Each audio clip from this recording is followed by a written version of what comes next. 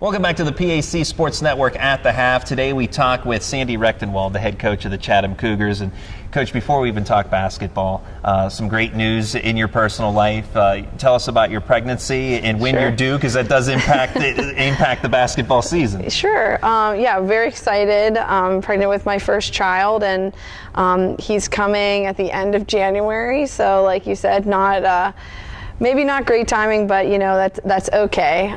So depending on how everything goes, I may return for the last week or so of the season, but I may not. We'll just see how it goes, and I think that we'll be able to leave the team in good hands if I do need to stay away for the remainder of the season. Any time is great timing, I'm sure. That's true. In the end of January, I'm a January baby, so I'm biased from that end. But nonetheless, you mentioned the team will be left in good hands. Tell us about who your interim head coach will be. We have a young woman who actually has been working at Chatham for the last 5 years in the athletic department and also attended school here and played on the team. So she's very well versed in all things Chatham and has really seen the evolution of the program when I was here, but also from when she was here. So it's been about 9 years since she entered Chatham, and she has been, like I said, a part of the athletic department for the last 5 years, and she actually was my volunteer assistant my first year. So she has remained close to the program and has always, she's been to probably 50 of our games in the last couple years, and so it was a good fit for us to bring her name is Danielle Pice, back into the fold. And so once we worked out exactly what the schedule was going to look like and maybe when a good time to start was, she joined the team right at the beginning of November, and so she's with us every day, and then will be the interim head coach when I'm not here.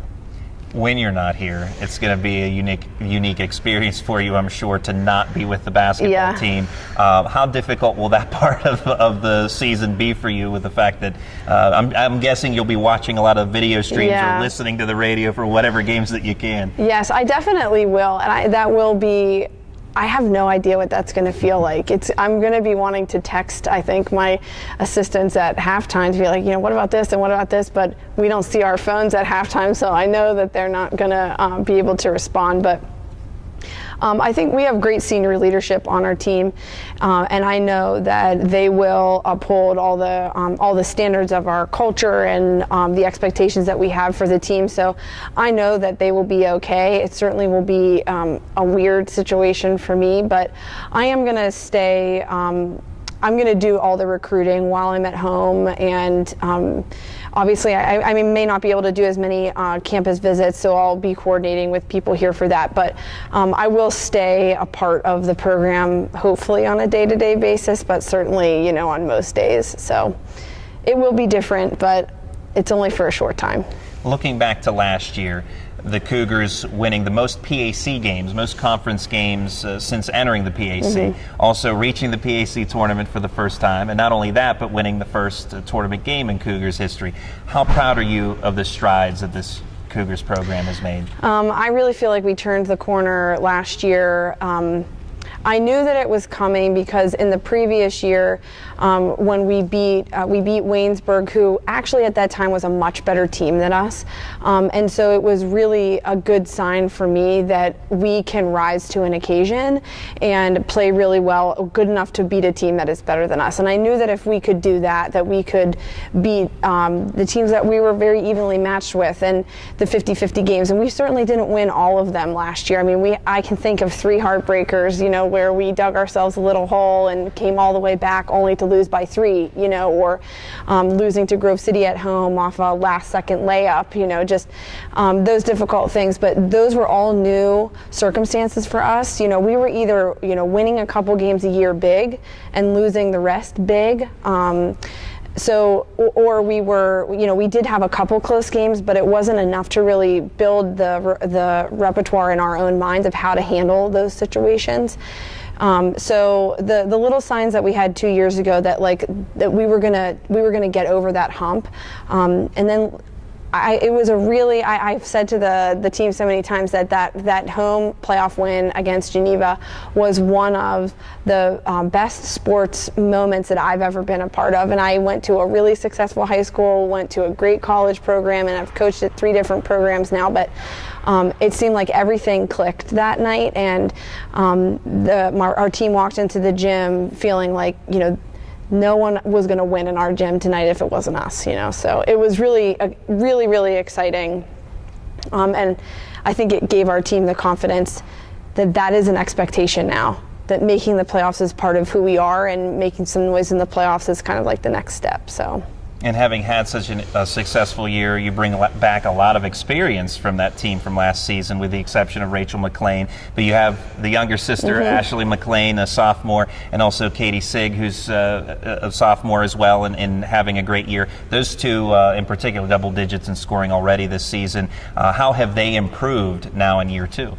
I think they're both more vocal this year than they were last year. We did have, we had some great big personalities on the team in the senior class last year, and each of the three seniors played a different role. Certainly Rachel's role was more on the court, but the other two, Anna and Chelsea, also were a large, sort of maintain the personality of our team. And so when you have big personalities, sometimes you do kind of wait your turn to speak up and take control, both in the locker room and on the court. And I can see that coming from both Katie and Ashley this year. And even though one of the things that we used to say last year is that if we were going to play first years, the amount of minutes that we played Ashley and Katie, that we were going to have to be okay with some mistakes being made in the game that we wished they would have made in practice. Because, when you're in the position to play first years, that sometimes means that your upperclassmen aren't as strong, or perhaps don't challenge them as much as they're challenged in games. And when that happens and you face tougher defense in games than you do in practice, then you make more mistakes that are perhaps unpredictable based on how you practice. So we, said, we're just going to have to be okay with that, and we were. And those little mistakes that Katie and Ashley made in the first semester last year are a distant memory to now. Their shot selection is much better. I think they both sort of keep the rest of the team in line, not that they need to be bossed around, but help them run the plays and communicate on defense. And it's just been a really nice transition. Katie Sigg's older sister, Megan, terrific defensive player, a lot of speed. What can you say about her? Megan is you might not know that she's an emotional kid, but she puts a lot on her shoulders, and she expects a lot from herself, which makes her a really good teammate, because she will never ask anybody to do anything that she's not willing to do herself. And you can see by the way that she plays, she leaves every ounce of energy and effort on the court every time, and you really can't ask anything more of her. And she and her sister have a great chemistry that you can't, it would be very difficult to develop in a non-family situation. So we feel really lucky that they're both here. Jessie Hinkle really had a breakout season last year. What can you expect from her this season? I would expect consistent scoring from her, and she just had a great game last week. That sort of, I think, will give her the confidence to propel herself forward on the offensive end. She's always been tenacious around the rim and getting rebounds, and so our hope for her is that she continues to be a leading rebounder on our team, but also get into that maybe not the leading scorer role, but definitely a consistent scorer that we can rely on in every game. Junior Eden Bloom, a player who transferred over from St. Vincent College, a terrific cross-country runner, I understand. What led to her coming here to Chatham, and I'm sure you're excited to have her as part of the team. We're really happy to have her. When Eden was a senior in high school, it came down to us and St. Vincent, and she chose St. Vincent, which at the time, was the right move for her, and I think she had a change of heart, and that was, it's hard for any player when they transfer, and you hope that when they do transfer that they find maybe the happiness or the some other emotion that they're looking for. And I think Eden has found that here, and she's been a great addition to our team. She's really versatile. She's athletic. And she's another one who just hustles every minute that she's in the game. And so we're happy to have her. Talked about the improvements from, really steadily climbing uphill since you've taken over as head coach. How do you continue that climb here again this season?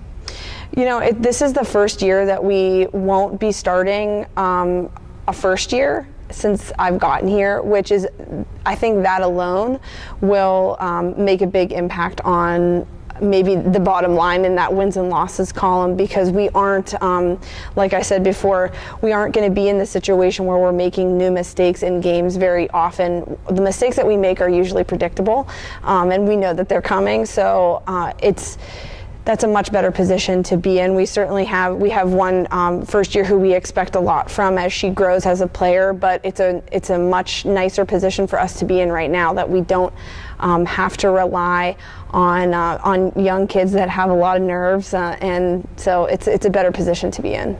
That's Chatham head coach Sandy Rectenwald. Coach, thanks for your time and good luck this season. Thank you. We'll have more coming up on the PAC Sports Network.